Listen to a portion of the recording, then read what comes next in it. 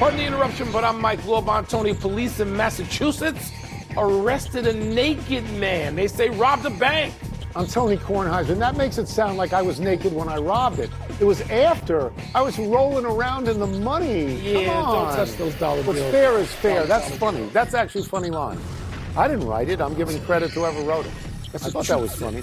That was funny. An actor said. Didn't you? Welcome to PTI, boys and girls. In today's episode, the Warriors beat the Celtics. Alex Ovechkin is on a heater, and Booger McFarland joins us for 5 good minutes. But we begin today with tonight's Thursday night game, a very attractive division matchup, Cincinnati at Baltimore. These are two of the highest scoring teams in the NFL, and Lamar Jackson and Joe Burrow are tied for second in the NFL in touchdown passes this season with 20 apiece. Baltimore is 6-3. They are squarely in the playoff chase now. After a terrible start, Cincinnati is 4-5 and still outside the playoffs now. So, Wilbon, what's at stake for each team tonight? Well, you just outlined it for Cincinnati, a spot in the playoffs. They need to win. I'm not going to say they have to, because teams can, particularly with a 17-game season, put on a rush and go 5 or 6 at the end of the season. LA Rams did it last year. In the playoffs. Rams did it. Exactly. So they can still do that, but there's a sense of urgency that better be hanging around that Cincinnati sideline in Baltimore tonight. Baltimore, let me just look at the schedule here, because you think, okay, they are 6-3, they were 0-2, they're going to be just fine. Well, after this, they've got at the Steelers, at the Chargers, Eagles, then they get a bye in the Giants, that's 2 weeks off. Then they get the Steelers again in Houston. So you got a stretch of games there where you don't want to be, but you could be 3-4, and you could be looking at something that really tightens your situation. So I think the winner of tonight's game, I'm not going to say Cincinnati. Cincinnati's not in anything. Right. They need to win. But if Baltimore sees itself legitimately as a Super Bowl contender, and they think, okay, Kansas City is the only team in the discussion with us, win this game at home. Yeah. So I think this is the best Thursday night game so far. Yeah. I think it's a big deal stage, and I like division games, and I know you do as well. I do. I think it's pretty clear, and I agree with you about Cincinnati. I think if they lose this game, they're probably out. Their next 2 games are at Chargers and home Steelers. I sort of think they have to win this game. Do I think they're capable of it? Sure, but they already lost at home to Baltimore. Yeah. They lost 41-38, at home, and that's why the over-under number here this week, 53, is quite high for this season. But that was overtime, no, and that's Cincinnati had that turnover late. That's right. But they probably lost. should have won that Saying game. They lost. Yeah. I think it is more nuanced for Baltimore in this regard. What is Baltimore's frailty this year? Defense. They've lost Fast some defense. games late, and they give up a lot of points in the fourth quarter. And to teams weaker than Cincinnati, to the Raiders, to Cleveland, to me, if they don't win this game, all the doubt creeps in again, as it has every once in a while. So I think, in a way, they probably have to win this game. Your personal as well. over-under tonight 53 is high. Your personal over-under. Oh, I mean, I'd be a contrarian and say that it won't be that high tonight, except the weather's really good in Baltimore. So I'd go as high as 50. I'm going to say I'd go as high as 50. 65. That's tremendous. No, that's like record-setting. They just did 79 or whatever. Here's had that. Here's what's most interesting, because it also is a battle for supremacy of quarterback in that division. Yeah. They're the 2 best guys. They are. And Burrow, who can beat Mahomes, is 1-6 all time against Lamar Jackson. It may be personal. That's why I think it's worth watching. Baltimore is going to win that game tonight. Ravens.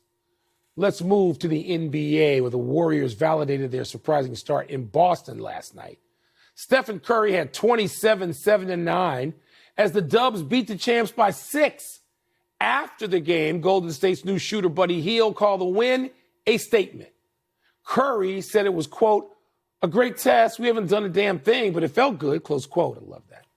Tony, how would you characterize what the Dubs did last night? So you'd be proud of me. I watched some of the game. I watched the beginning of the game. I watched into the second quarter. First 6-8 minutes of the game, Warriors couldn't make any shots. They had no points. They had 3 points. They had no points. They were down over 10 in the first 5 minutes. So when I woke up this morning, I was surprised not only that they won, I was more surprised that they scored 118 points. Because they were on pace for 75 points when I was watching. Now, how would I characterize it? I would characterize it as a very big win for Steve Kerr.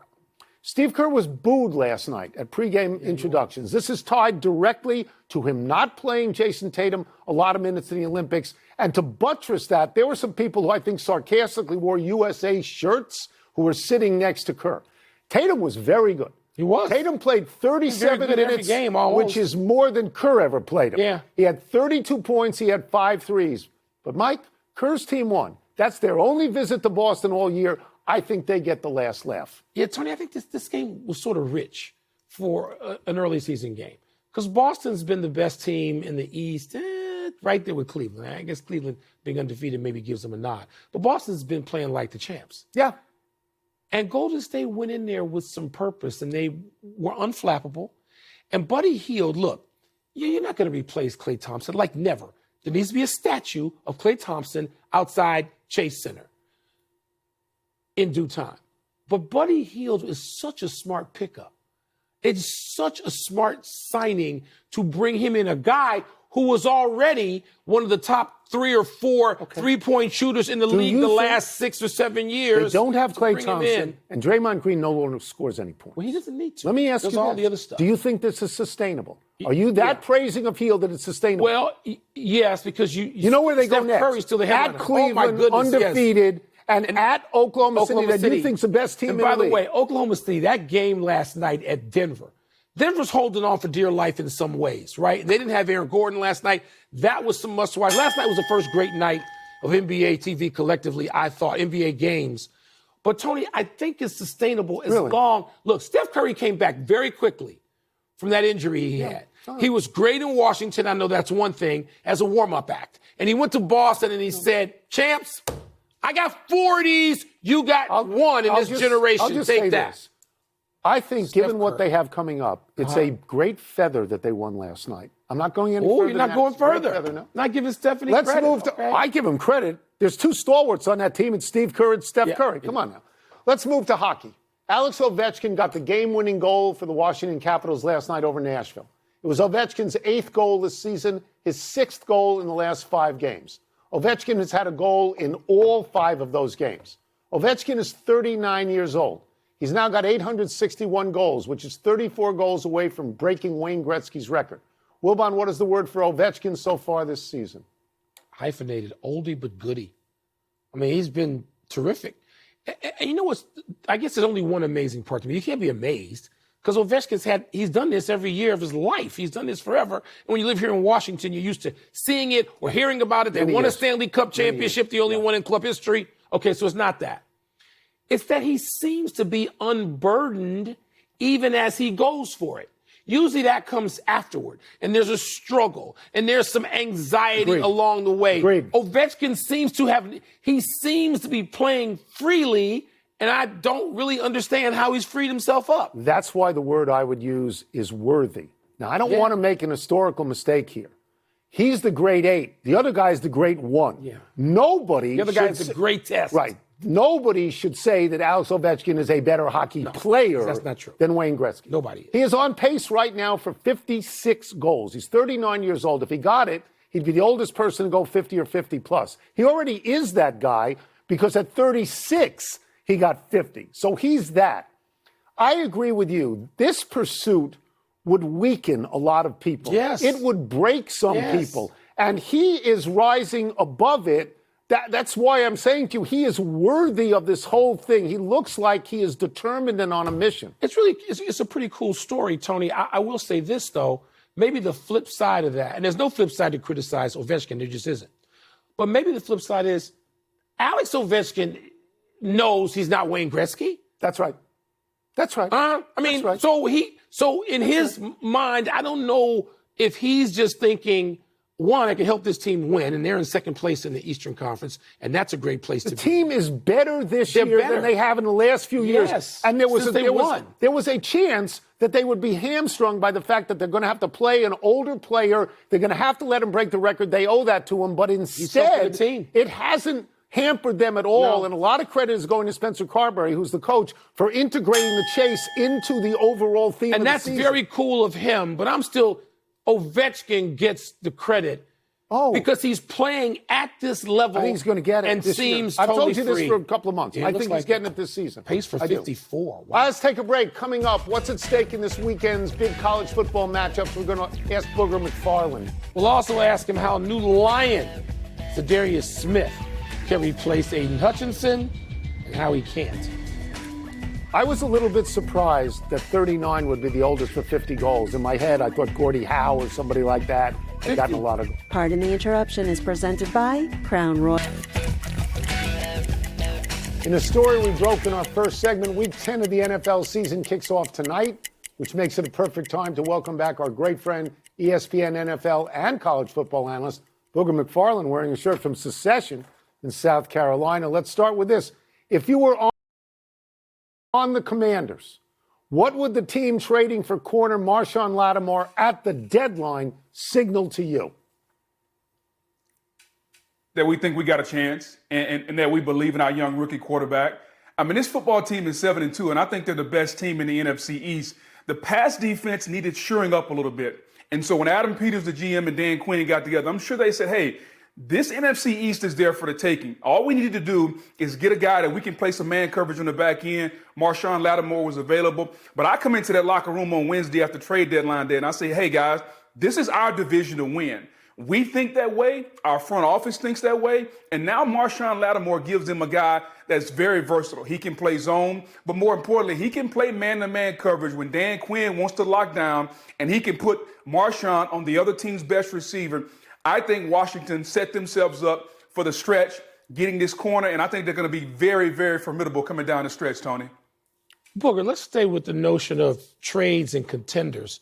The Lions, of course, got Zadarius Smith to fill in, if you can do that, for the injured Aiden Hutchinson. But what's fair now to expect of Zadarius Smith? I mean, nobody's going to replace Hutchinson, who might have been the MVP of defense in the entire NFL until he got hurt. But what's fair to expect now of Smith? Well, let's face it, you're right. He's not going to be Aiden Hutchinson. Aiden Hutchinson was, I think, the leader for Defensive Player of the Year in the National Football League. He was leading the league in pass rush win rate. But what you're going to get in Zadarius Smith is a guy that fits Dan Campbell's mantra. Like he's going to bring his lunch pail and show up to work. He's a physical football player. He's got 5 sacks on the season. He's a professional rusher. I think that's the best way to describe this young man. He's a veteran guy. He's going to be great in the locker room. And when you need somebody to make a play, you know you can count on your veteran guys. He understands when to turn it on. He understands how to be a pro. And I think when you're trying to get a couple of different players to replace Aiden Hutchinson, you couldn't have gotten a better guy than Zadarius Smith. I think it's a perfect fit for the culture and for the football team. All right, we're going to move to college football for a second. It's not a great college football weekend, at least not to me, but the SEC has 2 really attractive games. Georgia at Ole Miss, Alabama at LSU. All 4 teams are ranked. Booger, what's at stake for those 4? Well, I'll start with the first game, Georgia and Ole Miss. Lane Kiffin was building toward this season. I mean, he's the king of the transfer portal. He got the best defensive line that money can buy. He's got Georgia at his house. And so I asked the age-old question that Tom Jackson would always ask, if not now, when? You got Georgia in your house with the ability to make a statement, to continue your playoff chances throughout the rest of the season. So I think there's a ton at stake for Lane Kiffin, especially with this season. Now, let's move in down to Baton Rouge, which is the place where I call home. This is an elimination game. You have 2 teams that have 2 losses. There will not be a team in the college football playoff with 3 losses. And so the loser of this game can pack their bags and get ready for the Weed Eater Bowl somewhere, because I do think that the winner continues their chances for a spot in the college football playoff. So there is a ton at stake. That's why College Game Day is there. Everybody and their mother is congregating toward Baton Rouge, and it's shaping up to be one of those special nights. And you just want to see both teams play at their ceiling. And if they do, it could be one for the ages. We'll get you out of here on this, and we're going to stay with college football. Wilbon didn't care much about the first playoff rankings. I had a lot to say about them. What did you take out of them? And I'm also going to ask this based on what you just said. You are so confident there won't be a 3-loss team from either the Big Ten or the SEC, because it seemed to me the committee's positioning itself to allow for a 3-loss team? They may be positioning themselves, Tony, for a 3-loss team. But even when you look at 12 spots, these spots are going to fill up quick. One of the spots is going to the group of 5. So there's really only 11 spots. Now you take the 4 highest seeded conference champions. That means there's really only, 7 at-large spots. They're going to go very, very fast. Now, as far as the rankings are concerned, I thought Indiana was the most disrespected team that I've seen since the rankings started. Here's a team that's undefeated in the Big Ten, the same conference that Penn State is in, who has 1 loss, and they're ranked behind Penn State. Somebody make it make sense to me. I love the job that Kurt Cignetti's done. I truly believe that he has his team playing at a high level. That was number 1. Number 2, they have Ohio State ranked ahead of Georgia. And so basically what the committee is saying is that Ohio State, we're giving you more credit for the 1-point loss at Oregon than we're giving Georgia credit for the loss at Alabama. I think Georgia has the best win on the season by going to Texas, beating Texas in that environment. So it's only 1 ranking. There's a lot more to come, but those were a couple of things that stood out to me. Indiana and the Big Ten, way, way disrespected, Mike. See, Indiana disrespected, huh? That's what you were I've been saying. Cignetti's coach of the year nationally, right, Booger? He needs to get some votes, doesn't he? Absolutely. All right. Thank you, Yes, Booger, as always. absolutely. Appreciate it. Thank you. Anytime, fellas. Let's take one last break. Still to come, Creighton star center does something that hasn't been done in a college basketball game in 51 years. Man. And the Sixers, they lose again last night. Then they got bad news today. And the Sixers cannot catch a break. Here's the thing. When you say Indiana is disrespectful, Yeah. they're going to have a chance. They will. They get This week. Ohio State. Well, before No, that. They got Michigan. They got to before beat that. Michigan But tomorrow. what I'm saying is if they go into Ohio Tonight on SportsCenter at Royal. Follow the Crown Royal rig all season long and kick off with Crown. Please drink responsibly. Part of Happy Hour. Happy time, people. Happy 86th birthday, Jim Cott. History lesson, kids. Kitty, of course, he was nicknamed Kitty, had a career record of 283 and 237 while pitching, 25 seasons for 5 different teams. Wow. He broke in 1959 with the Washington Senators, who later became the Minnesota Twins. Cott pitched to many great stars over 4 different decades, like Yogi Berra, Ted Williams, Mickey Mantle, Carl Yastrzemski, Al Kaline, Reggie Jackson, Johnny Bench. Cott was on a World Series champion in St. Louis in 1982 when he was 43. He won 16 different Gold Gloves. Then he went into broadcasting where he was terrific. Great. And then he was inducted into the Hall of Fame. Tony, he's so underrated. People don't understand sort of where he would be now. He'd make $300 million in a contract now. That's right. If he was pitching. That's right. I mean, you don't even get 500 and whatever decisions, Yeah. and he never had Tommy John surgery. Imagine that. Did not. Happy anniversary, Arkansas. On this day 9 years ago, on a 4th down and 25 yards to go, while trailing Ole Miss by a touchdown in overtime, Arkansas quarterback Brandon Allen passed the ball to Hunter Henry. When Henry realized he was well short of the first down, he threw the mother of all laterals. Alex Callens picked up the loose ball on one hop and found open space to convert all 25 yards Arkansas needed and then some. That led to a touchdown and a successful 2-point conversion for an improbable Arkansas win, 52-51. How about them Hogs? Sadly, this past weekend, Ole Miss routed the Razorbacks 63-31. We don't have many highlights of the Razorbacks, of the Hogs lately. No. Not in either sport, but maybe Coach Cal Or maybe Calipari. will bring that back. Yeah. Maybe he'll change that. Happy trails to last night's game for UT Rio Grande Valley. The Love Vaqueros that nickname. hung tough against the 15th-ranked Creighton Blue Jays, but ultimately succumbed, mostly due to the performance of Ryan Kalkbrenner, who poured in 49.